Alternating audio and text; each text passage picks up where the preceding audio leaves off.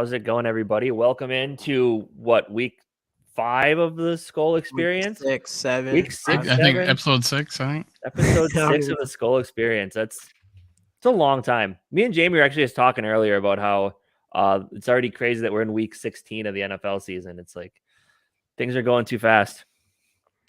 Yeah, hopefully it just ends in a Super Bowl. And then we just got more exciting content in the offseason, man. I mean, especially early. Like last year was crazy. Like once Zimmer got fired and let's go, Rap. Hey, Rap, thanks But for once joining. Zimmer got fired and then the GS Spielman, last offseason was crazy. So I think this offseason will be fun. Not as crazy probably, but well, I think it will be more. I think more people will be more, optimistic. I think half the everybody's half the people or most vocal 15% are wanting us to bust up the entire team and go a different direction and trade Cousins, get rid of Daniil, all this crap, going off. We might have some of the same things, but some people might be like, "Hey, we got another year at this," Right. We'll see. Well, that's what'll be cool about this season. It'll be, especially coming off of a season like this, hopefully it ends in a Super Bowl, but is that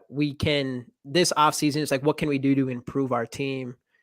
And plus, I mean, it'll be exciting too, just to hopefully get some injuries back from this year. Like our rookie class from last year just all hurt. So, yeah. But there's one thing we do know, that if we had the same regime that we had last year, we would not have come back against the Colts down 33-0 and end up winning that game in the largest comeback in NFL history. Rap, I know I see on the Purple Code chat you're becoming a Kirk Cousins believer, and we'd love to see it. Jamie, have they converted you finally? Oh, I don't know. Kirk Cousins converted you to fandom. Definitely went into this season with pretty much the same opinion on Kirk Cousins, but I mean, in my mind, there's no question that Kirk Cousins, I'm not 100% convinced. I don't know. I think I honestly will have to see him play the way he has now in playoffs to be like, all right, Kirk is that guy. But there's no question that Kirk is having a fantastic year. And my opinion, my opinion definitely is higher on Kirk Cousins for sure. There's no, like, last game was insane. And he's been doing that all season long. Though there's this little part of me that just, if we make it to playoffs or something, all of a sudden that's going to be his one bad game. And if that's not the case, I think I'll Rap's saying this now, and he did a video. He's top 6 quarterback. Leave our boy alone. I'm like, wait till he has his first incompletion in the next game. Rap will be right off the bat. They'll be texting me, this is all Kirk is Kirky again. But hey, Paul, thanks for showing up, man. David, Michelson, I always like to say his name. Bendito, thanks for showing up. I too have aged. I'm at least 59 now. And I do maybe have a heart condition. So after that, actually, I was pretty calm. I look like a deadbeat dad on the sideline of my kid's soccer field over there pacing, not even looking at my kid. And my wife's over there, go. And I'm over here, pumping fists and stuff like that. I totally look like the worst dad in the world. Yeah, I was over at my brother's house and we were getting pretty pumped up with it. I was doing the same thing, pacing. My little 1.5-year-old nephew was throwing his arms in there. He was getting into it. It was fun. Actually, every time he left the room, like I think my sister-in-law's mom tried to bring him up so he could take a nap, and we started failing in the third quarter on offense there. And then he came back down. That's when we picked it up again and finally started scoring some more points. So my mom's like, this kid could not leave the living room. And sure enough, look what happened. So my little nephew might be a good luck charm. Who knows? Hey, shout out to my father-in-law, Feliz Navidad, Javier Cubilla over there in Panama. Mm-hmm. I don't know how he must got me on some sort of notice. He's got he rang that bell. He must have rang the bell. Yeah. Hey, Skull Mafia, thanks for showing up. As you guys can tell, we haven't right now. Wobby has not joined us. We are reaching out to him. Hopefully, he's able to join us. So, but hey, let's hit the slides real quick. We'll go through some of these things that I've already covered on my solo show, but it's nice to point out. Maybe got some new viewers. Friends of the channel, Purple Gold for Days, Purple Pocket Podcast, biggest Kirk Cousins fan in the world, Purple Pocket Podcast, MC Rap, the Purple MLK loves Cousins now. Let's go. GG Sports Podcast. Let's go. Who we're with right now. The Purple Code, who we all appear on. Go subscribe. Make sure, now, next slide. Subscribe, like, and comment. Oh, first of all, Fanatics, we in partnership with them. These are the Concord North shirts and hats. You can go on there in the description. Below should be links that you could use to put into a browser, and if you shop there, it'll support the channel. And check Foreman44.com. Use Skull15 at checkout. Check44.com. Skull15 checkout. Get 15% off. If you subscribe, like, and comment after this show is done, go in the comment section. Make sure you like and comment. That pushes the channel, and I reward you by giving away a 44 autographed jersey by Chuck Foreman. So let's talk about, we got some records going on, and this was I saw this stat on Twitter or Facebook or something. Justin Jefferson has tied the most 1,600-yard seasons by a receiver, and he did it in 3 years, and the next best guy, Calvin Johnson, did it in 9. Dude, JJ's crazy. JJ is absolutely crazy, man. I mean, I think he's projected to beat Calvin Johnson's receiving record. Obviously, there is one more game, but I'm hoping he even tops that, and hopefully he can break that 2,000. Right, because I think I saw that same post. I think I saw it on Twitter with that picture, and people were in the comments like, "But the game was so different back then. You know, less games, and they're really protecting the passing game now." It's like it doesn't matter. It's just another stat that points out the absolute greatness of Kirk Cousins. Is really all that it is at the end of the day. Really, like nothing to do. I shouldn't know absolute greatness of Kirk Cousins and Justin Jefferson. Sorry about that. Yeah, come on. I was just Kirk Cousins is on my mind with all the Kirk Cousins talk in the chat here right now. You guys all love Kirk Cousins. Let's look at let's pull up the names again. Passing is actually down this year, but Calvin Johnson not too far ago. Torrey Holt, not 2000s. Antonio Brown. That was recent. The artist formerly Julio Jones, recent. Brown, I guess. Marvin Harrison, now he probably won't break his reception record, which is like in the 150s, I think. But these two guys hold the Vikings record. Randy Moss has 1,617 yards. I think JJ just needs to pass him up with 10 yards with one less game. And then you got Chris Carter here, 122 receptions, which was a record at the time. An NFL record at the time. He needs 12 more catches, and he passes him up. He could do that in this next game. That would be amazing if he gets 12 catches and all he needs is 10 yards. But I'm sure he would get 10 yards off of 12 catches. But he could pass that up in this next game. I think he'd do it at least in the 16th game, I think, on the 12 catches. What do you think? Dude, yeah. I think so. And I think you're talking about Chris Carter. I want to say, didn't Chris Carter just put a tweet, I think last week or something, that he thinks Justin Jefferson is the best receiver in Vikings history? We talked about that with Rap last week and all came to the conclusion that it's a little bit of BS. Like he need a little more time. Yeah. I mean, obviously 3 years, but it's hard to.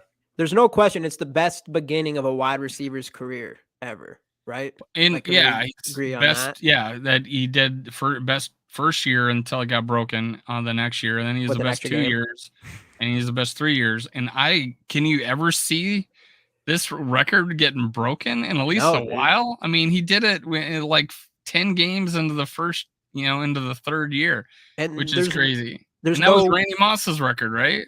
Yeah.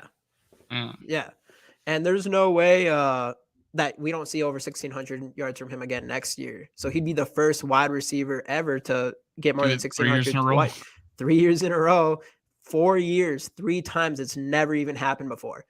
So I mean, maybe Chris Carter is coming. Paul Krause last night, someone brought that up, and he goes, "Well, talk to me in 16 years." Nice. Which happens to be the length of his career. He played 16 years, but he says, "Talk to me in about 16 years." So yeah, he's holding his guns on that one too. I said at least don't start the conversation until after you're 5. But honestly, you need to play like at least 10 years, and then you could be talking about it. But who knows, man? This guy could have, 10K after, 6-7 years. That's Dude. insane. Because how old is he right now? Like 24, 24, 23, 24? That's 24, insane. So he's not even in his prime yet, I guess, which would be what, 27, 28 probably? Yeah, I would people say started at 25 to 28 is usually 25 like to prime. 30. And wide receivers can last longer than that. They can last, Now with the hits, he's taking. Yeah, I know. With that cheap hits that the bounties. Someone's bringing back the bounty this year. That's not a good sign. Up on Justin Jefferson instead of Brett Favre. Bandito, the great 8. The great, too early to throw in the freak. Yeah, it's hard. Dude, Randy Moss, I mean,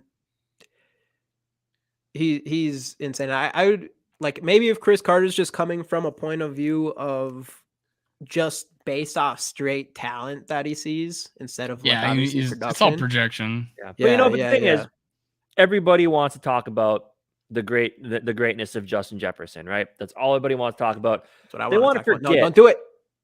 They want to forget towards Kirk. Who's throwing him the football. Yeah. And that is our boy, Kirk Cousins, named NFC Player of the Week after his 460-yard, 4-touchdown performance against the Colts. 417 of those yards coming in the second half. Big second half. We needed all the points we could get, and Kirk Cousins obviously talked about his conversation with Patrick Peterson in the locker room. He said, I thought he was being sarcastic with me when he came up to me and said, hey man, all you guys have to do is get 5 touchdowns. We'll hold them to nothing. Go get 5 touchdowns and we'll be good. Adam Thielen was on Pat McAfee today, and he was kind of saying the same thing. He came back, and then Patrick Peterson comes up. All right, guys, 4 touchdowns. All right, guys, 3 touchdowns. So, dude, Patrick Peterson. Pat P was on his show too. Pat McAfee's show like 2 days ago. Yeah. Yep. Pat McAfee. Yeah, Player of the Week. Honestly, he's probably front runner for Player of the Month too, right? Because he's got 2 400-yard passing games, 6 touchdowns. Well, I mean, but they lost the one against the Lions, so I don't matter. It's offensive Player of the Week. He's not team. I mean, that comeback. The comebacks is so insane. Like he should just get it for that. It's the greatest comeback ever. Like that's a massive statistic. If he doesn't have a crap game the rest of the month, then or the next 2 games, he should be. If he just has a couple of 250 games and like 4 touchdowns, right? He probably could easily. That's a pretty good. Well, that's 1,000. That's 1,000 yards. According to PFF, the Giants have the worst coverage game in the NFL. That's good. So I mean, this could be another massive game for both Kirk Cousins, Justin Jefferson, maybe KJ Osborne at this point, hopefully. We did the Purple Codes, our Purple Code video, and I don't know, man, if KJ Osborne can keep this momentum up and he can continue being this player that we were hoping he would be coming into this season, that could change everything this season. I mean, even all these close games, I think a resurgence from KJ Osborne this year could just put us over the edge on offense and stop all this close games shit that gives us a heart attack every single week, no matter what. It doesn't matter. At least we're winning them. And it's a fun year. Don't get me wrong. It has been a fun year. But it'll be nice if we can just figure out some way to break that. And I think, all that momentum after having the biggest comeback in NFL history, and KJ Osborne having such a big game and maybe getting him more involved, maybe that's enough to kind of break that little curse we've got going on here. I really think the only thing we would see more of this. I think we'd be more explosive if we weren't. I think it's conservative, and I think it's getting Kevin O'Connell getting his feet wet, and every time where we had to like turn on the gas, we do, except for Philly, and then Dallas. we pulled our Dallas. We never got started, but at least at Philly we were like trying. We were trying to open it up, but bad throws by Kirk and stuff like that. Vikings Jerome. Hey, Vikings Jerome. But yeah, I just think he sees it. He sees he can do it, right? And honestly, what helped out is we finally had a decent screen game. So some things improved in this last game. Yeah. And I think even on the defense a little bit. We got aggressive for sure. Right. But the only Blitzing thing on with 40% of Matt Ryan's dropbacks is like you're key. saying the conservative thing, and that's just the thing though, is like we turn it on when we're losing. That's kind of what happens. It's like we're conservative all throughout the game, whether we're tied or we're up by a little bit, whatever it is. And then as soon as we're losing, our pass rush is there. Kirk Cousins is going downfield, no problem. Our offense is going downfield, absolutely no problems. So it's like, how can we just have that same mentality, but earlier in the games? But do you think which is just a that growth thing? I think is the conservative nature and hoping you can like sustain drives is part of that a lack of trust in your defense, just trying to keep your offense on the field to wind clocks so your defense doesn't have to go out there and give up all the yards and touchdowns and whatnot? I hope not. I don't think he thinks like that. I think that's what Zimmer thought like. And I do think I think it's more he is to keep momentum in the drive, probably, short yardage.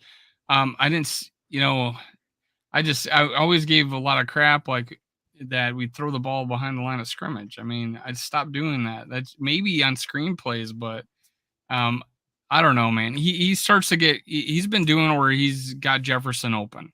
Like he hits him on a quick, just a quick hitter, just throws it straight out to him because he's 1-on-1 and he can go get 6-yard chunks. So it's as good as a running play. Mm-hmm. So I like things like that, but I don't know, just the standard, just hand it off the right guard and see what happens with absolutely nobody pulling, nobody moving, nothing, no trickeration, nothing, whatever, vanilla play. Like you started out the overtime with, Kirk Cousins thought we were going to go for, not started out, but started out that last drive with in overtime. With 2 minutes to go, he just hands it off to Dalvin, and Kirk Cousins says, "Oh, we're going to go for the tie," and then because the call was coming in late for the second play, "Oh, we're dropping back, or we're going for it." He didn't know. He didn't know during the game that we were going to actually go do this because someone right before he went out there says, "Okay, a tie is, a tie wins the division." Oh, okay. Wish I would have known that earlier, But I don't know if you heard him say it, but it was kind of funny. I did not actually heard them. He's such a guy that's like right in front of him. I don't think anything out. He had to question whether or not someone had 2,000 yards before as a receiver. He didn't know like this was the biggest comeback ever. He's just 10-2, man. He's a tunnel vision. And I think that's why a lot of people don't like him. It's just because he's got that too much just like robotic, like need to do this, need to do that. Doesn't show the emotion. But now we're finally seeing the true Kirk Cousins now that he can show it under Kevin O'Connell. Like you just have to tell him to like just go sling the ball out. Like Cousins, I guess, just listens quite a bit because maybe that was the whole thing with him and Zimmer. A lot of my distrust with Kirk Cousins comes from him running Zimmer's offense or whoever Zimmer had running his offense, but it was extremely conservative. So, if you're just telling Kirk Cousins to go out there and play conservative and that's just how he's going to play, because obviously, man, when he needs to score some points, there's no, like this year of all years by far, man, that guy's been doing it. For sure. My criticism early on with Kirk Cousins, because he only had one coming back from behind victory, I think in his first 2 years, or maybe two at the most. And now he's had 3, 4, and 7 the last 3 years. Is my first 2 years was when we were down, when we had to go the length of the field, there was a pick. We tried to win it on first down, or there was a strip sack. You turn the ball over in the worst possible times, and that was my biggest criticism. 2019 we still went to the playoffs that year, and he had to come from behind. We had a victory in that game against the Saints on the road. So you kind of could see like, okay, he can do this. Of course, the next week, San Fran game, we had a fumble like the first play of the game or first drive of the game. I think it was Thielen. But yeah, he's grown every year for me. People didn't see that. I know some people didn't see that, but from year 1 to year 2, year 3, year 4, Justin Jefferson in year 3, obviously he really started to be able to sling it 4 and 5. Yeah, I think he's gotten better every year. People say he's got worse stats. He's 5th in passing, or he's 6th in passing and 5th in touchdowns. Yeah, right I think now. the stat that is thing not worse stats. It's all relative to the rest of the league. He's never been top 6 in both those categories before, and it's week 15, right? Right. So that's the thing. Like the stats thing is like I like stats, but they only go so far. Like if you watch a game, like I don't care how bad Kirk Cousins did in that first half, but the fact that he threw 400 yards and brought us back, like the what plays you're making, like what are the like what is coming from those stats, like that matters for me. And this year, people like, were saying all his stats, all his yards are coming from like game-winning plays, marching down the field. And that makes the difference. Because if you're just like a stat person, I don't know if you're even paying attention to the games or not. I don't care if you have 500 stats, but you throw an interception right at the end of game, or 500 yards, but you throw a game-losing interception at the end of the game. Like to me, those stats are crap. But if you have 200 yards and you threw an interception or a game-winning touchdown, I will look at that as a better game. Well, he had a Pro Bowl year last year with 33 touchdowns and 4,300, almost 4,300 yards. He actually had more yards than the MVP of the league, but he had like 6 comeback for victories, but he only ended up with 4 because the defense let the offense score the last second, on 2 freaking games.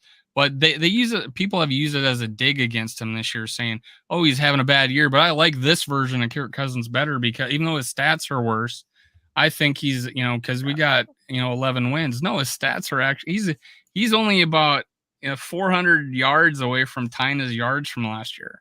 So I mean, he's having a good year, guys. He's having an amazing, like, against everybody else. He's having a good year, and he's got the wins. And the comeback went, like, putting the team on your back and going down and he leads the league over the past 3 years and come back behind victories, and that was when he had 6. He had the greatest comeback of all time. Like, I can't, like, I don't care what anybody says. Even a guy like me, I was never like a huge. Actually, for me, when we got Kirk Cousins that offseason, doesn't deserve to be in a Pro Bowl. But when we got Kirk Cousins that offseason after the 2017 season, we got beat by the Eagles, whatever, and we were trying to figure out who we got. I wanted Kirk Cousins. I thought Kirk Cousins was the guy that was going to bring us over the edge. And so I was pumped about him. And then obviously we don't make playoffs that first season. And then it was kind of like, and then I don't know. I just kept every single year after that. I was like, I want Kirk Cousins to be this guy so bad. And he kept disappointing me. Until to this point where, like, now I'm seeing him doing all this crazy stuff, and then there's just that small little part of me that is just like, I can't give it my 100% yet. I don't know what it will take to give my 100%. I think it will have to be like he has some good games in playoffs, because I want to, so to the point where we come into next season and I'm thinking like, all right, we got Kirk Cousins behind there, this is another chance at going to a Super Bowl. Or like if I'm sitting here, I can tell you right now, like, I'm not sure if I would want to give Kirk Cousins another extension yet. Well, don't worry. Maybe I would. Well, you don't need to worry about that because he's getting one. So yeah, well, you don't have to worry about that, Jamie. He's getting. I'm still one. worried. Oh, I know he is. If he's got him the last 3 years and we don't give him one this year, it makes 0 sense. But I don't know. I still do want that young quarterback or whatever. I always, of course, like anybody, you want that franchise quarterback, that Patrick Mahomes, whatever. The but reason is Kirk Cousins is playing like that right now. 100%. The reason why JV says he doesn't deserve, or I think it was a JV says he doesn't deserve the Pro Bowl because he was named Chicago fan to the or Pro what? Bowl. No, he was named to the Pro Bowl. Jalen Hurts, Geno Smith, and Kirk Cousins. If I would have gave you money tonight? Yeah, it got. That's why I went to look after he made that comment. So it got announced. Jalen Hurts, Geno Smith, and Kirk Cousins. Were those the 3 names you would have put in a parlay to be the Pro Bowl quarterbacks going into the season? Jalen Hurts, maybe. The other 2, I wouldn't have put Jalen Hurts. Well, Kirk Cousins made it last year, so yeah. But Kirk Cousins, I went to. But this time he was voted in, and he didn't go in as a replacement. Who else in the NFC for a quarterback should be in the Pro Bowl over Kirk Cousins? He's saying Geno Smith. I say Kirk Cousins over Geno Smith all day. I don't care what you say on that one. There's no way Geno Smith he's not doing what Kirk Cousins is doing right now. Jalen Hurts, yes, I'll give Jalen Hurts his. Who else in the NFC is playing better than Kirk Cousins? Aaron Rodgers mean, isn't for sure. Well, the trying to Lions quarterback Goff Goff? is having a good year, but that was like Nothing 7-7. close to Kirk Cousins. You're talking about a 10 or 11-3 No, team. he actually had same amount of yards, better completion percentage, and more touchdowns going into this game. But now it's different because Kirk Cousins got 450 and 4 touchdowns. Now he's passed him up. But going into that Lions game, actually Goff had better stats than him. But I think it has more to do with what he's done. Like they wouldn't look just at the stats on that. They would look at the wins and obviously the comebacks. Kirk Cousins is 11. Hold up. This guy's joking, right? I don't know. Fields? Man. Why? Because Fields can throw for 100 yards and rush for 100. Dak Prescott's been hurt. I would say Dak. Cooper Rush one more game. Dak's been. I've had Dak as fantasy, but yeah, Fields belongs in the fantasy football Hall of Fame this year. Yeah. But I have both Dak and Fields. I picked Fields up off of my. But yeah, as far as a season goes, losing, a one losing team, and Dak didn't even play the whole season. So yeah, I don't think you're going to give it to him. And Dak hasn't looked all that great, to be 100% honest with you. Yeah, he's been struggling, if I'm not mistaken, lately. And they just lost to who they lose to? The Jaguars, and they almost lost to the Texans on a game-ending interception by Dak Prescott. So okay, yeah. Running backs, Saquon Barkley, Tony Pollard, Miles Sanders, probably all 3 good picks. Wait, here, let me answer this real quick. So winning isn't a quarterback stat. There's a difference though, because to some extent I think the quarterback is the most important player to a team. So to some extent I do think it's winning, but if it's Kirk Cousins, when you're down 33-0 at half and he comes out and throws what was it? 4 touchdowns, right? 4 touchdowns to bring your team back. Like he put the team on his back. I think this is what's incredible. This is what's incredible. We didn't score until 23 minutes left in the game. 18 minutes left in the game. We were down 36-7. Dude, that is Kirk Cousins won that game. And then on top of that, I was going to say, go ahead quickly. On top of that, with 18 minutes left, we had a punt called back. We had a turnover on downs. We had an interception. And we went on to score 4 touchdowns with 18 minutes left. We had 2 dead drives, one in the beginning, but I'm not counting that one. 2 dead drives with 18 minutes left with a 4th down, turnover on downs, an interception, and we still went on to score 4 more touchdowns. Dude, in 18 minutes. Yeah, that's how insane that game was. Yeah, and Kirk Cousins throws that interception towards Rager, that really long one, long one. Rager's fault on that one. Yeah, that was his fault, but still, I mean, a lot of quarterbacks, might not be able to bounce back, even if it wasn't his fault. But Kirk Cousins still went out there and scored 2 more touchdowns after that.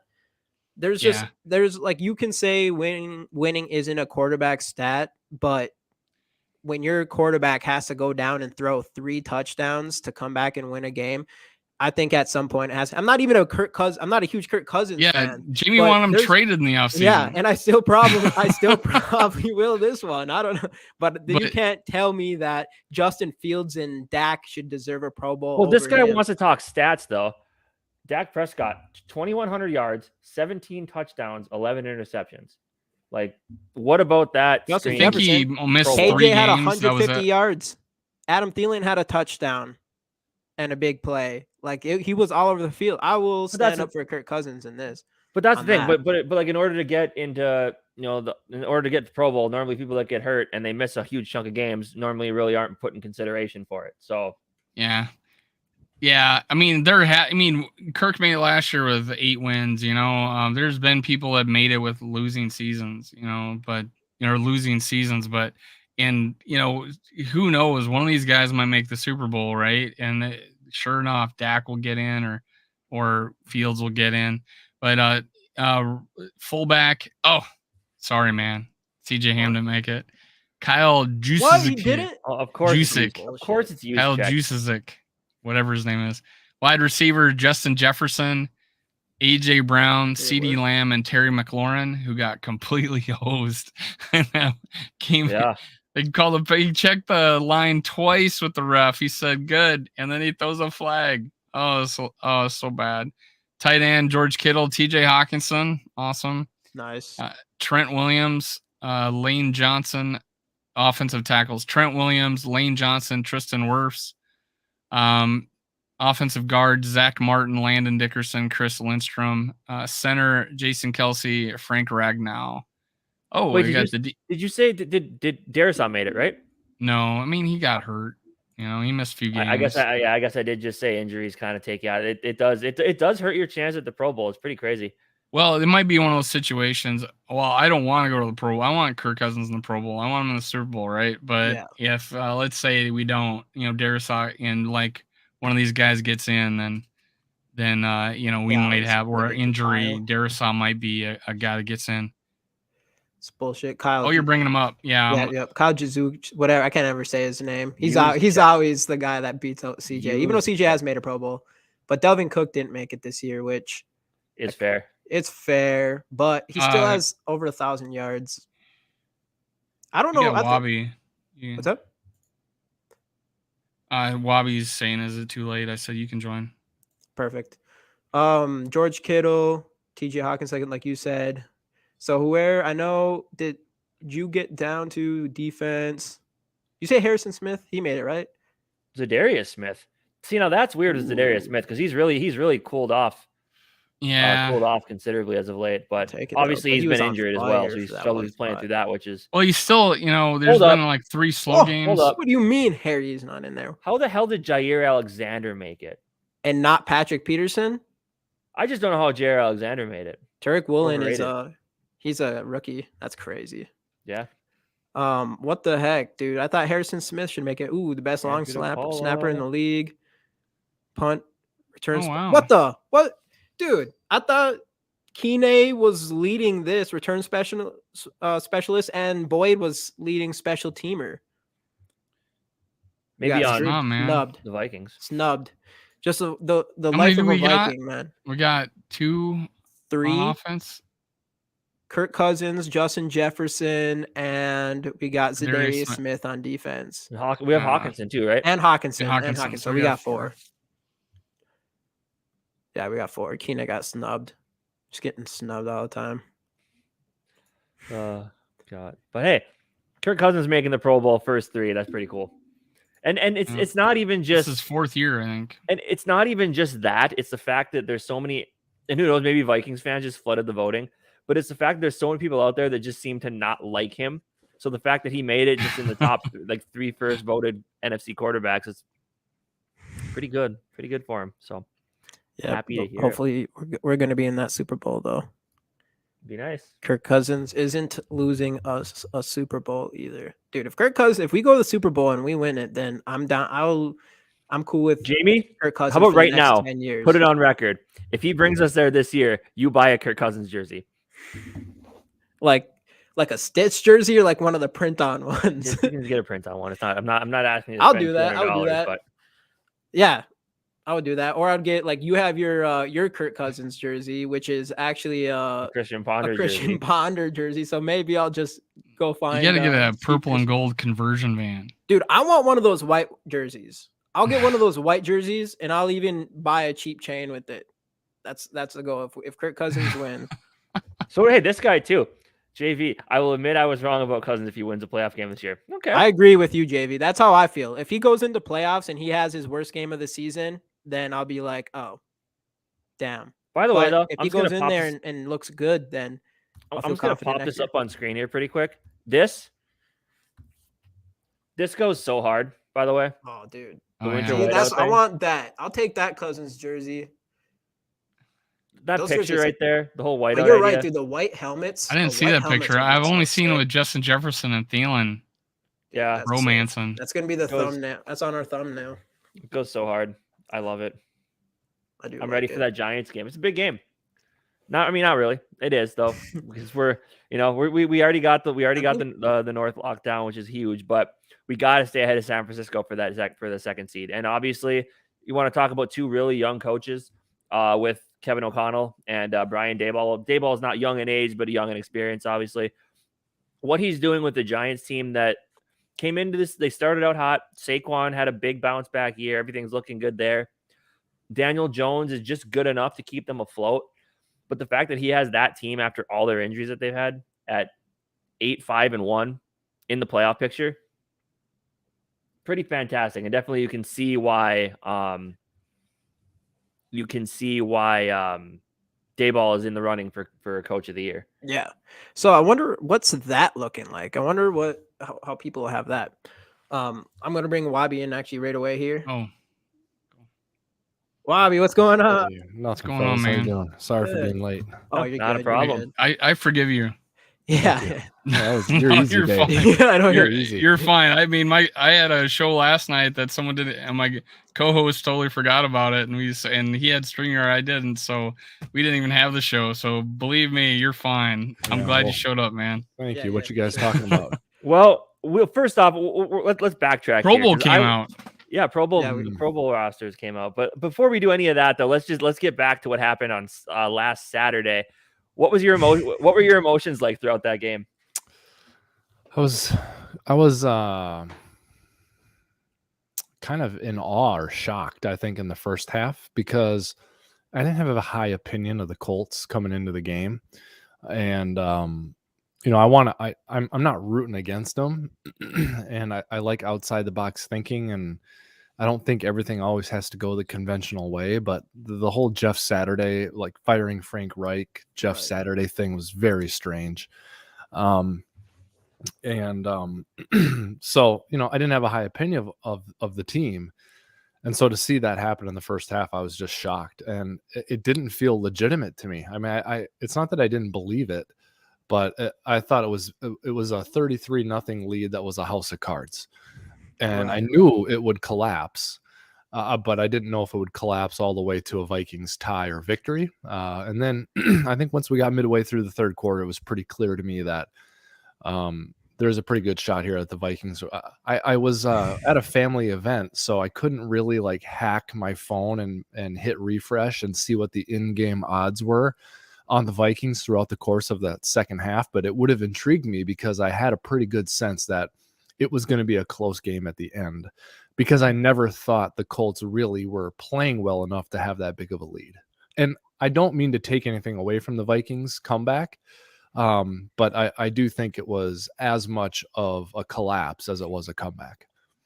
Yeah, I kind of feel that same way. And once we got it down to a 2-score game early in the fourth quarter there, that's when I had that feeling. I'm like, okay, this feels more normal, Yeah. the third quarter when we're really just trying to fight our way back. Like, I'm just like, God, it's just, I don't know. We'll see. It was fun, at least fun to watch them take a shot at it. But yeah, when they got it down to, 15 points going early in the fourth quarter, that's when I'm just like, all right, it's game time now. Totally different ball game, because this is what this team is used to. Yeah. So, and it's kind of the same thing. Like the Colts, and I felt the same way, shocked, especially after Jonathan Taylor went down. Like they lost their best offensive player, Yeah. and they build that lead, and you're just like, I just don't understand how this is happening. And obviously, you really can't blame the defense too much, because the offense and special teams put them in pretty bad spots a lot of times. Yeah. And it was nice to see finally a little bit of change in, finally we changed some things up, finally got a little bit of pressure on Matt Ryan. So yeah, one thing you can say about this Minnesota Vikings team is they are not boring, and it makes for amazing television. Yeah, that's certainly true. I think if you're a Colts fan, you probably didn't think you had a shot anyway. Mhm.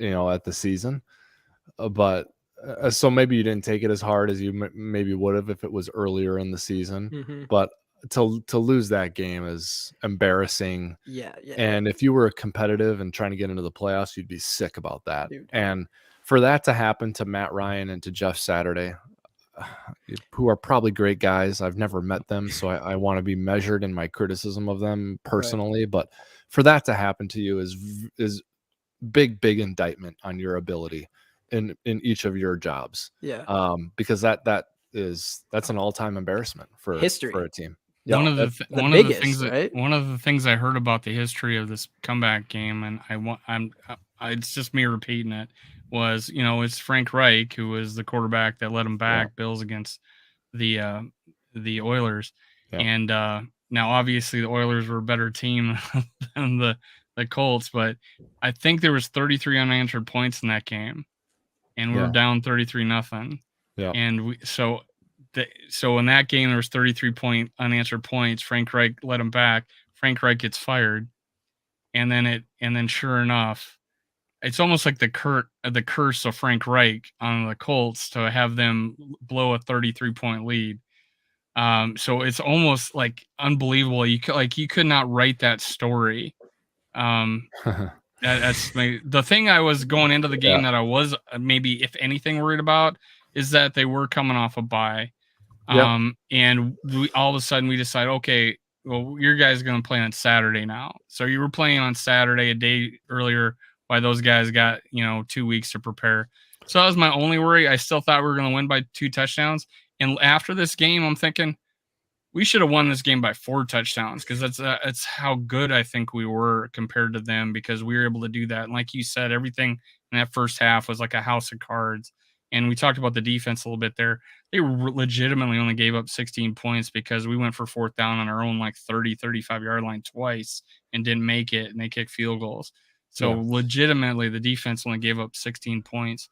And I think I want your viewpoint on this. I think I heard a little bit in your show yesterday, but they did a little thing, and they did some things different, I thought, in this game. I think they did come after the quarterback a little bit, and they did disguise coverages. The corners, the safety, they were a little more aggressive, I think, and that's what they said they were going to do, and I think they did it. Yeah, I think you're right. I think they used more people. Yeah, I heard that in your show. Yeah, and so what impact that had on the Colts, only they know for sure. But I'd have to think it was an advantage for the Vikings.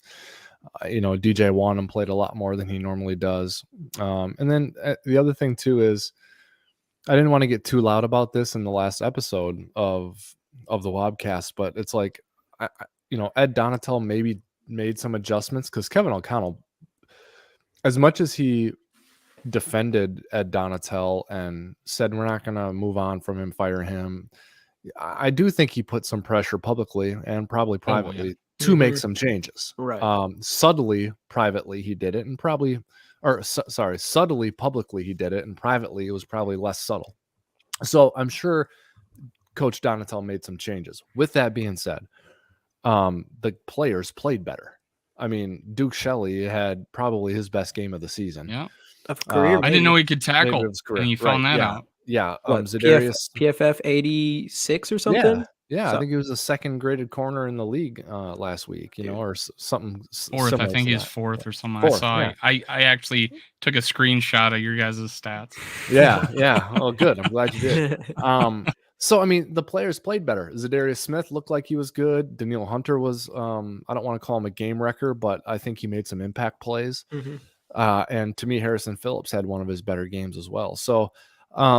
The players played better, and when the players play better, the scheme looks better, even if the scheme is the same from week to week. So I think that game against the Colts was encouraging for the defense, and I think the game against the Jets was very encouraging for the defense. The Lions' performance left some to be desired, but over the last 3 weeks, guys, the Vikings defense is 33% in the red zone. So they're the bend but don't break thing is, we can laugh and joke about it, but in a lot of games this season, it's kind of been true. They give up a lot of yards, but then you get into the red zone and you don't score.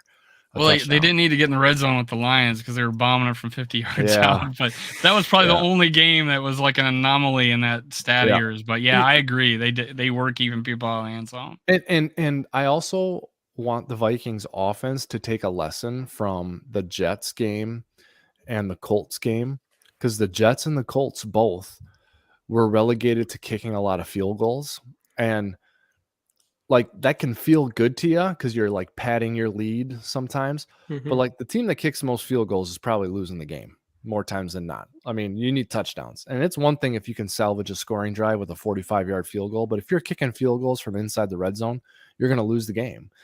And I think the Vikings offense needs to remember that and needs to stay aggressive and be true to themselves and trust themselves coming down the stretch here and in the playoffs when they get into a 4th and 2 or they get inside the red area or in a goal to go situation. Don't be afraid to punch that in. Put pressure on the other defense to guard your playmakers for 4 downs.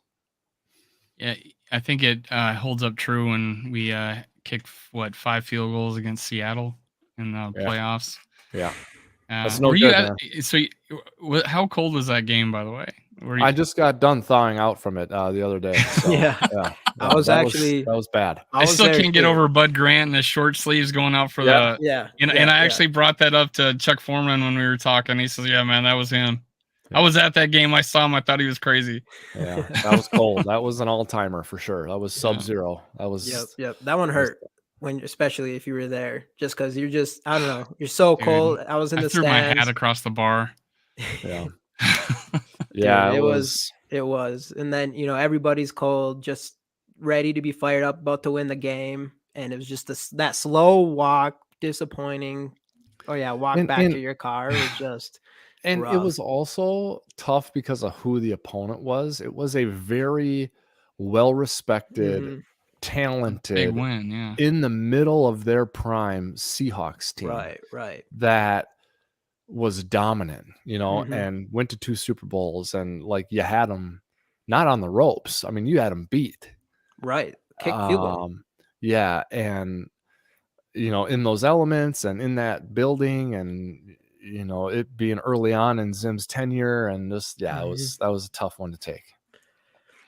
For sure. So let's look a little bit forward here. So obviously, like we could talk about the Giants game, but I'm looking at the Giants game as step one. As of right now, I mean, with the Jalen Hurts injury, there might be there's a small chance maybe they lose out, we win out, get that 1 seed. But I'm more looking, the most important thing to me is securing that number 2 overall seed, I think. Just because, I mean, I'd hate to like end up in a scenario where we got to go play at San Francisco in order to get into Philadelphia.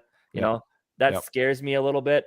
So like, I don't know. What are your thoughts on that? Like, do you think it's super important for the Vikings to make sure they maintain that number 2 seed?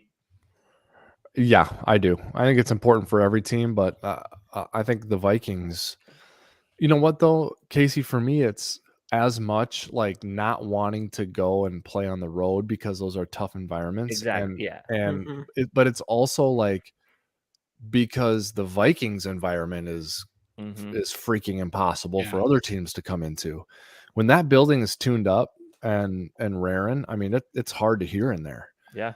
And so I think the Vikings have a distinct advantage when they're at home. Every team has an advantage when they're at home, but there are degrees of advantages that teams have. The Vikings are on the upper end, if not number one of the 2 or 3 best, along with Kansas City, New Orleans, Seattle when they were really good. Right. Green Bay is a historic place and is almost like a religious place for a football person to go. But from a home field advantage and a noise standpoint, it doesn't hold a candle to US Bank Stadium. So that place is small and loud, and the Vikings want to play there in the playoffs. And honestly, I think Cousins plays better in that building than he does outside. So I do think it's important, Casey. When I look at the possible opponents, and we power rank the 5 possible playoff opponents on the last episode of the Wobcast, to me, I think you want Seattle.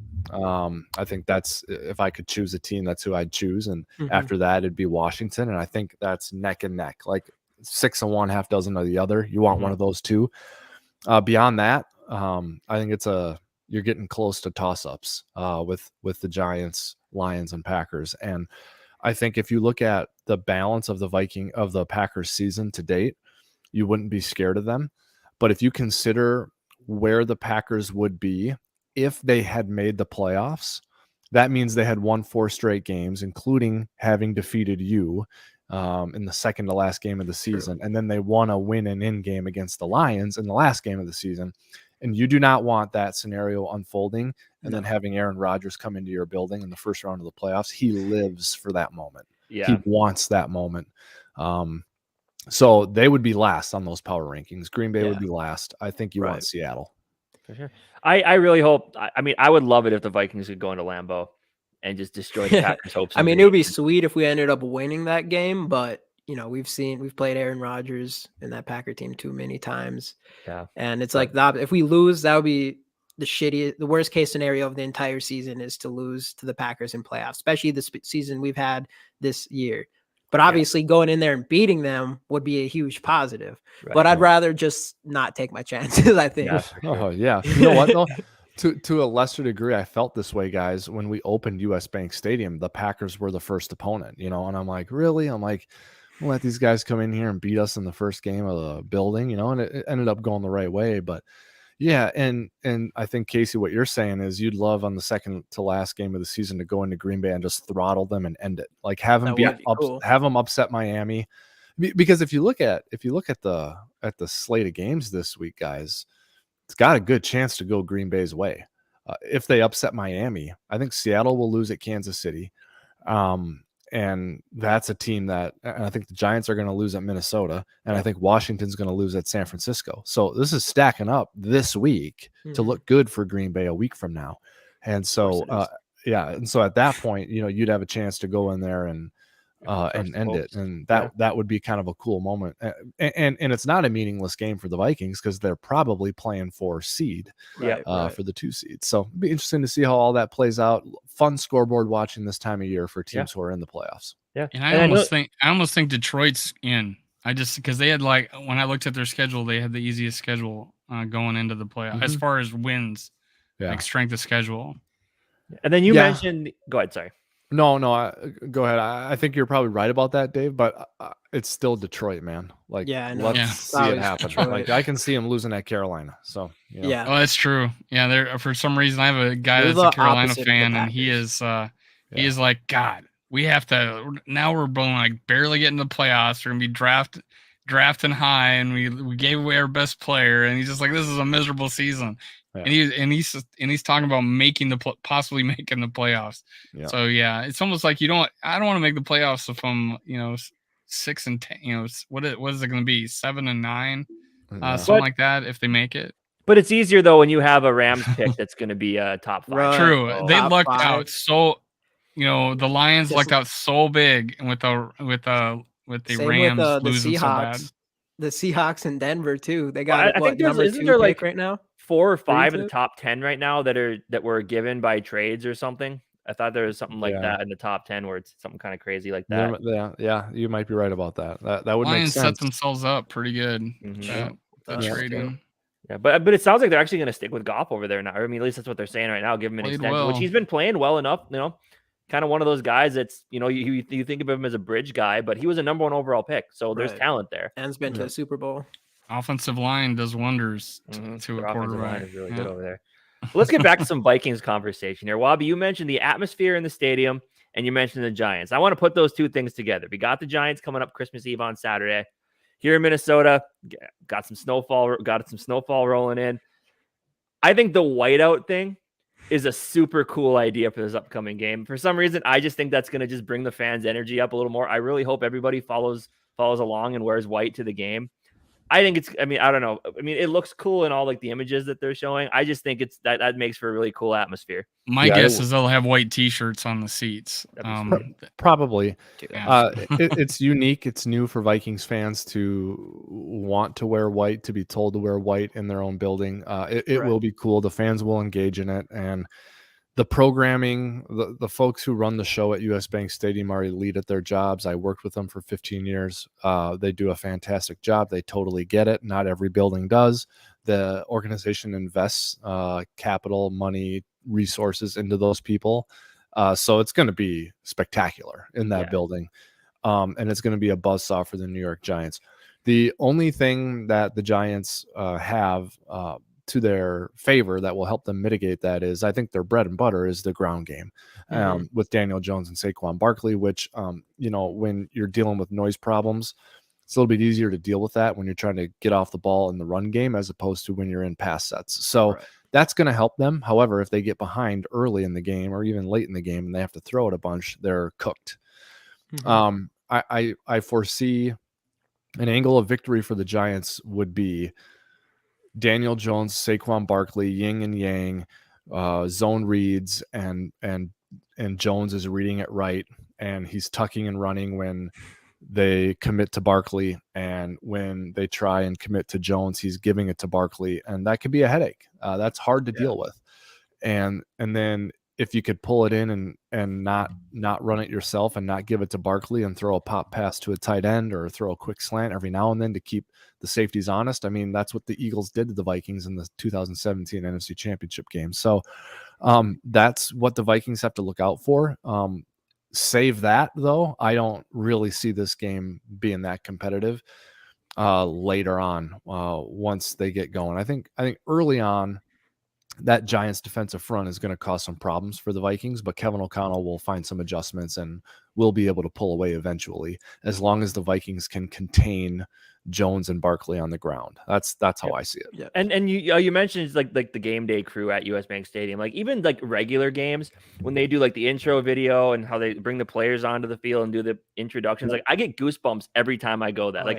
I make sure I do not miss. I'm up in the stands when all that starts, because just it's all just such a great experience, and I can't wait to see what they're gonna do with this whiteout game. Yeah. I wish I was gonna be there. That'd be a really cool cool atmosphere. It Well, I mean, US Bank always is, but just that little extra. Yep, you're totally right, Casey, and I'm glad you go in and watch that early on. And when I was there, I would always encourage my family to get there early to do that. And I know people love to tailgate and get in there at the last second, and I now do that myself, and I get that part of it. But for anyone who gets to go to other stadiums and to take in the experience, you might get a loud stadium, you might get a team that plays really well, but the programming, pregame, in-game, is just not there in other buildings, and it helps generate noise and atmosphere and environment that can be a distraction to the adversary. And I do not want to overstate the importance of them and go take it too far, but it's not zero. It's greater than zero. The effect that they can have on the game and generating momentum and noise in the building, which helps the home team. So you go into a lot of PFF grades and stuff, and I did see that the Giants have, according to PFF, the worst grade in coverage, defensive coverage. So do you think, like, what's your key to this game for the Vikings? You said the key of how the Giants might win. Do you think the key for the Vikings, and they're also pretty low, I think they're like 46.6 coverage defense, but also like 46.3 run defense. So do you think this is just going to be a huge offensive game from us? And especially after like that huge offensive performance we had second half of last game. I mean, if we can bring some of that momentum into this one early, hopefully, we don't see that a lot unless we're behind, but it could be the game. So what I think, Jamie, and that's a good question, is what I really loved in the second half was the utilization of Dalvin Cook, not just as a runner, but in shifts and motions, lined up as a receiver in the screen game. The Vikings have a hard time run blocking. And if you have a hard time run blocking in general, you're going to have a hell of a hard time run blocking against the Giants with their front. And we all watched Kayvon Thibodeau and the impact he had on the Commanders last week. So, so to me, what you need to do is overwhelm their coverage, because you're right, Jamie, they are poor in coverage, whether you're going by a PFF grade or the eye test, they're awful. Yeah. And so the way that they can beat you on defense is by being aggressive and opportunistic, a lot like how the Packers always had to beat you on defense when they had Favre and Rodgers. They didn't have great defenses, but they were opportunistic because they always had big leads and they were jumping routes and taking chances and zero blitzing because they knew they got 12 back there to bail them out and score 30 points a game. That's what the Giants have to do to beat you. So I think you need to overwhelm them. I think you need to send 4 guys out on most routes. Maybe you got to have a guy in there for protection every now and then, but quick passing and let your talented receivers out talent the talentless secondary that the Giants have. And I don't mean to disparage them too much and go over the top, but they are struggling on defense and in pass coverage. And I think you'd be remiss to not just keep going back to that until they show you that they can cover. Until they show you that, you make them cover and you beat them that way. And no one's been able to stop Jefferson. I don't know how the Giants are going to be the first team to do it. No, and with KJ Osborne stepping up from last game, if he can continue doing that, man, I feel like that's what we're missing on offense, is just a second receiver that can, like, we went and got TJ Hawkinson, but we haven't had a really true wide receiver 2 yet this year. Obviously we were hoping Adam Thielen would be that again, which he's been there here and there. And then KJ Osborne just hasn't really lived up to the expectations that like me and Casey had. We thought he was going to kind of even pass him Thielen up, but we finally saw last game what KJ Osborne can do. And man, if we can keep that momentum for him going forward, I think that could make just the world of difference for our entire offense. Like, I don't know if you have to call plays for him or what you do, especially when he gets that ball in his hands. I mean, he's a strong runner, and he's always pushing like 5 yards, and he's got attitude. Yeah, he's got attitude for sure. And you can call plays for him. I don't think that's a bad idea, but just his presence out there and him putting that production out there. Now, as a defense, you got to drop cards for practice for him, and you got to put a 17 jersey out there to have someone emulate him. You just got to spend time on him, and you got to factor him in. And you already had to do that with Hawkinson. You already got to do that with Cook. You got to do that with Jefferson. So it's just another arrow in the quiver, I think, for O'Connell. And I think what they also need to do is not be afraid to utilize the quick game and the short passes, because these guys are good after the catch, and you can't protect the greatest at all times. Cousins doesn't play well when he's pressured, when he feels pressure. And I think you got to tell Kirk too, 5-step, 7-step drop, take a look. One's not open, two's not open, throw it away. Throw it away. Because we're not great with him running the ball, and we're not great with him sitting in the pocket. He takes a sack and you're behind the chains. I'd rather go for it on 4th and 6, than be looking at a 3rd and 12, So I think that they need to be mindful of that and not make it easy for the other defense either. So since we kind of talked about KJ a little bit there, one of a guy who works with us over on the Purple Code, go check that out, everybody, if you haven't already. He wants to know, can KJ be the number 2, or is he benefiting being a number 3 guy? That's a good question. I think he benefits being the number 3. That doesn't mean he can't develop and become a number 2. Because if you never give him the chance to, how do you know if he can do it or not? Yeah. And last game, it seemed like he was the number 2. And maybe we did start kind of giving him a chance. Maybe. Yeah. And I think he's worthy of that. I think he's worthy of that. I think Thielen's got value still in the red zone and short areas on 3rd down. So I don't think we'd want to get hung up over who's 2 and who's 3. I think you want to use both Thielen and Osborne. Yeah, I think I made a point in one of my other videos, and I brought up all the stats of when you combine like Hawkinson and KJ and Thielen, and I made a point that Thielen's like ranked 25th in receptions. I mean, you think number 2 receiver, and you're like, well, if you do the math, he's a number 2 receiver. Right. But yards are he's got the same 10 yards per reception as he did last year. He's got relatively the same stats as he had last year, except for touchdowns before he got injured. So I think I agree with you, that he has value, and I think he'll still be with us next year if we can work out the financial side of it.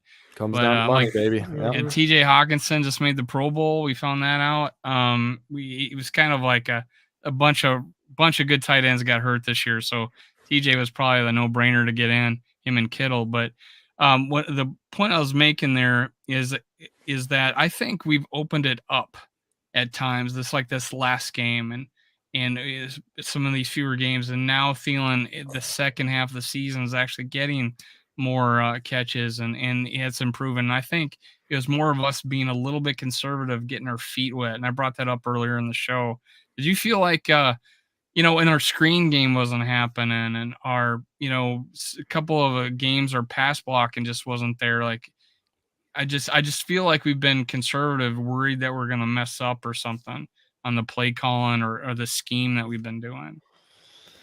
Yeah, maybe there might be something to that. Am I making stuff up? No, I don't think you are. No, I don't think you are. I think there might be something to that, and I think there's a constant challenge for someone like Kevin O'Connell in his first year, where like almost every button he presses and lever he pulls is the right one.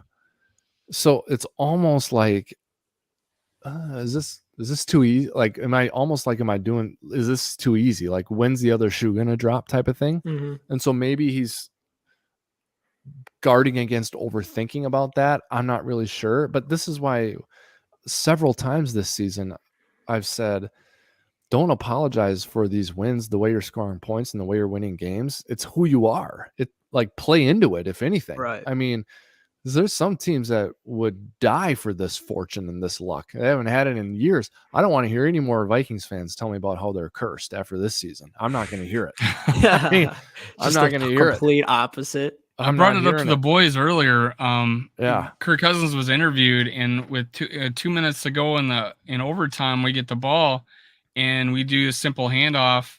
Just hand it off to Dalvin off the right guard or I think it was off the right guard, and he goes right before that play, they told him, a tie wins the division. So when he handed it off, he's like, okay, he said this and everything. I think, okay, I guess we're going for a tie. And then the play was coming in late. And I'm like, okay, maybe we are. And then it was a drop back, and okay, we're going for it. Yeah. It's like, I'm like, I think I texted you guys during that game, stop running the ball because we were down so much. But I give him a credit. He has a steady hand. He still tries to, get that run, that run game in there. But geez, with 2 minutes left, Right. we got a ways to go here. Let's throw the ball. Yeah. Yeah. I wanted to ask this question that someone put: is CJ Ham going to have a roster spot next season? I love Hammer time, but is he living up to the fullback role, or does it get phased out in KOC's offense too? I want to say one thing first. Is that in both the Lions and Bills game, there's one common denominator, and that was CJ Ham scored in both those games and won the coin toss to go into overtime. Colts and Bills games, you mean? You said Lions and Bills, but Bills and Colts, not Lions, Bills and Colts. Bills and Colts. Yeah. Did you see? You see the look on CJ Ham's face? I sent you that video. CJ winking, kind of like give him that wink. Like, can you believe this just happened, man? Hey, Wobby, and tread lightly here, Wobby, because Jamie went to high school with CJ Ham. Well, I think we brought it up to him before. Yeah, kind of got a soft spot for him. You're gonna like it, Jamie, because I think for sure there's a spot for him. I mean, I think you got to be careful if you're gonna say fullback doesn't really fit into our offense. We're not gonna have a fullback. Okay, well that's fine. We won't draft any fullbacks, and we won't prioritize them in undrafted free agency, and we won't sign a free agent one. That's fine. But we already have CJ Ham, who's not just a fullback. He's more than that. And he's one of your 53 best players. If you just rank who are your best football players 1 to 53? CJ Ham's in there. Number 1, number 2 okay, is. Well, I'm kidding. He's number 1 on Jamie's list. So he's not number 1, but he's not number 54. Okay, Right. He's somewhere in between there. So I think you'd be remiss to because he's good on special teams too. So he is. It's not just. I mean, he's a special teams captain, actually. I think. Yeah, he is the special teams captain. And I'm not saying give him a roster spot for life. I'm not saying that. But right now, slightly. Right now, I mean, he's one of your best players. No, for sure. And I think you want him on the roster, and he helps you win. And I'm just thinking about who the 3rd or 4th running back is and who the 3rd or 4th tight end is. And you're telling me you're going to keep that guy instead, no offense to Johnny Munt, but you're going to keep a 3rd or 4th tight end, but not CJ Ham. I mean, that's just not seeing the forest for the trees. Yeah. How about the guy he blocks for sometimes? How about Delvin Cook? Is he on the roster next year? That I think is also a legitimate question. And that's why I love the way they used him in the Colts game in the second half. I mean, they truly used him just like an offensive weapon and not just like a running back. I do not like paying that position in today's NFL. I just don't like it. There's too many good ones coming out. There's too many good ones in free agency. I mean, every year I feel like one of those NFL analysts is telling us how great the free agent running back class is this year. I mean, just rinse, repeat every year. Because smart teams don't pay them. That's why they let him go, because they're just going to draft Alexander Madison. I mean, these guys are coming out all the time, and they're not hard to find right now. So I don't love paying guys that money. Now, the Vikings already did pay him, so when you're in the middle of the season, you got to find a way to use them, and Kevin O'Connell has done that. Does he come back next season? I don't know. I think that comes down to the money and the cap hit. Same thing with Thielen, same thing with Harrison Smith, same thing with Eric Kendricks, Danielle Hunter. So I think there's a lot of interesting questions with situations like that. CJ Ham is one of them, and Dalvin Cook is one of them. And the team we're playing this upcoming weekend, that's a big question mark with them too. Speaking of running backs, with them and Saquon Barkley, he's been the motor that's made that team go. So I'm curious to see what they're gonna do, because he's gonna demand a pretty hefty payday, I think. Yeah, he is. And I think he's a special player, just like Dalvin is. And I don't think you can go find CJ. Or CJ I don't think you can go find Saquon Barkley and Dalvin Cook. No one can find CJ Ham again. Okay. No. You can't just go find those guys whenever you want. But Alexander Madison, you can win with, and you can go find. Yep. You know, I mean, Jerick McKinnon just was a key component for the Chiefs in their win last week. I mean, Jerick McKinnon is one of my guys, and I love him. That guy. But that guy. but like, I mean, he's been recycled a bunch of times, so it's just not a position I want to pay. Yeah. There's you probably paid attention to it over the years because you were inside the facilities. And Daniil Hunter, I think, did this one year where we actually signed him, bought out his contract, gave him guaranteed money for that 1 year, and then worked on the contract later. I mean, that's situations with these vets that we could possibly do. We don't want to pay $14 million to our running back next year and another 14 the next year. I think he's only in for 2 more years, and then there's if we do cut him, we don't lose anything. There's no cap hit, no dead money. So like, could we, if he has $6 million like cap hit and 14 million, saying, hey, I'll give you 10 million. I think that's what we did with Daniil Hunter. I said, hey, we'll give you this guaranteed money and cut off these years, and then they worked on an extension. I mean, with a running back and the fact that he might get cut and not make any more money, that we could do something that with a vet like that at that position and say, here's some guaranteed money for this year. And if you forego and then you enter into free agency at 28 years old. Yeah. I mean, that seems like it's a good solution. Yeah. Yeah. I feel like that's a good solution. I think that's a good way to do it. And Dalvin after the season I would think that would appeal to someone like him because he's got to like the way O'Connell utilizes him and tries to factor him in. And I think he could have a big year, right? Well, yeah. I mean, I think O'Connell has a hard time running the ball 25 times in a game, but I don't think he has a hard time running it 15 times and then giving him 6, 7, or 8 targets, in the game. And I think Dalvin would see value in that. So, because it's with Dalvin, it's definitely, and that's why I think a lot of people get mad when we run him up the middle. When he's in space, he can make things happen. It's just when you just try to pound him up the middle like he's Adrian Peterson is. That reverse pitch play is only not worked one time. Otherwise, it's gone for 30 and 40 yards in this play. Last game. Yeah. Yeah. And Casey, to your point, I mean, the screen pass last week against the Colts out in space. I mean, he was like a slot receiver there, so. And he's far less likely to get injured because we know he's had a lot of injury history. So like when he's not constantly getting hit hard up the gut by those huge people in the middle, like that's what's going to keep him on the field. And a healthy Delvin is a good Delvin, especially. And he has not missed a game yet, right? This is a first year. It's been good for my fantasy team. I had Delvin since the beginning. I had everyone else in my league keeps snagging Madison because they're waiting for Delvin Cook to get hurt, and then I'm screwed. But it hasn't happened this entire season. And you have a wooden desk. Dave, you have a wooden desk. Yes, I do. If you do, you got to knock on it. Yeah, you must. Yeah, there you go. I was gonna say, I don't know how legitimate wood this is. It's doesn't matter. It wood-ish. We'll just count it. All right, so let's jump into some score predictions for this Giants game here. We'll start with Wobby. All right, I have 27-13 for this game. I love the matchup.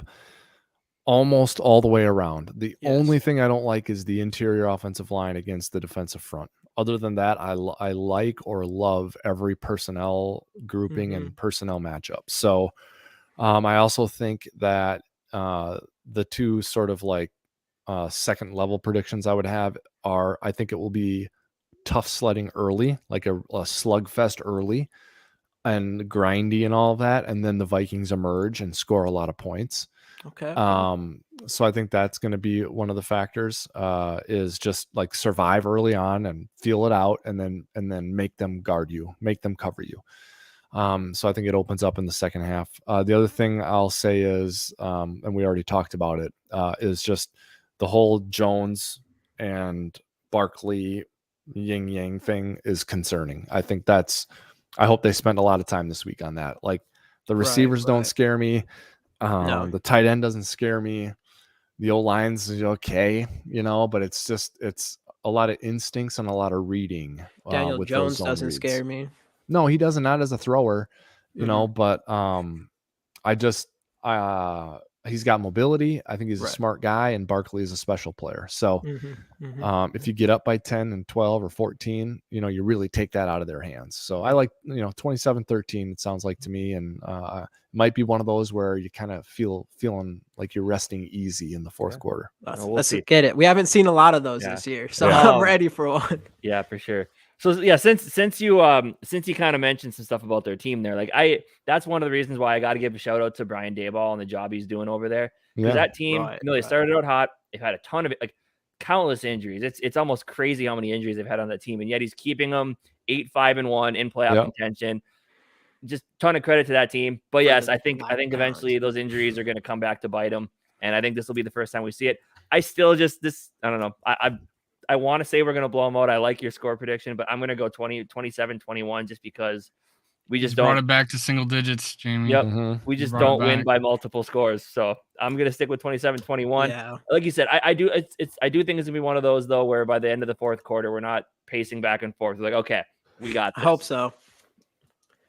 hope so. I'm going to go with, I think it's going to be a slugfest overall. Every single week I try to do the more than double digits, winning by more than double digits all the time, whatever. It hasn't worked out for me, but I'm going to go with 35-27. So I think it's going to be really high scoring. Maybe right from the get-go. Hopefully the Vikings just go. I think they're going to come out and score a lot early, and it'll just be up to the Giants to keep up. And that's my prediction. So okay. I'm going 34-19. I think this is the game. Let's go. It is the game. After the momentum from the last game, there's no way we don't come in and do this. This is the game. Jamie, I'm glad you mentioned that 8 times already this year. Jamie, I'm definitely glad you mentioned that, because have we since Wobby's been on, have we talked about the letdown we had after that Bills game with the emotional win in that game? I think this, I'm really hoping that Kevin O'Connell learned from that game, and just you got to get the guys focused, because as we talked about, there's still a ton to play for in this game. You're playing for seeding. You need that number 2 seed at the very least, and the only way to rightfully do that is just to take care of your own business and win out. And I think, after that Bills game, I think the team was riding a little too high going into that Dallas game. This game they might even be riding even higher after a win like that. So hopefully Kevin O'Connell learned a lesson. I think he will. I think he's going to have these guys back down to earth and ready to go for a Christmas Eve game that's going to be absolutely rocking in your stadium. You do not want to let those fans down. They almost did that in the first half of this last game. They rightfully, I tweeted it too. I thought they rightfully deserved to be booed that last game. I don't blame the fans at all for that, but the fact they came back and fought, they don't want that scenario to happen again in that stadium. So I think they're going to come out fired up, ready to play, and I think it's going to be a good one. All right. Agreed. All right, let's end this thing. Yeah. Well, Wobby, thanks again for joining us. We appreciate your time. You bet. Hopefully, hopefully we all get to celebrate our Christmas with a nice Vikings W. I hope so too. I appreciate you guys having me on. It's fun to do it. My apologies for being late, but I hope we can do it again. Yeah, definitely. Sure. We got a long playoffs happening. That's right. We do. All right. And honestly, in the off season, like the week before the draft, I would be awesome to hear your input. Yeah, let's do that. During that some draft part of for sure. During the off season, that one, get you on there to talk about the draft would be awesome. I'm interested. Let's do it. Count me in. Right. Awesome. All right. Sounds good. All right, everybody. Thanks for joining us. Appreciate everybody who commented and joined along. And let's go Vikes. Merry Christmas. Let's go. Happy holidays. Merry Christmas. 34-19. Book it.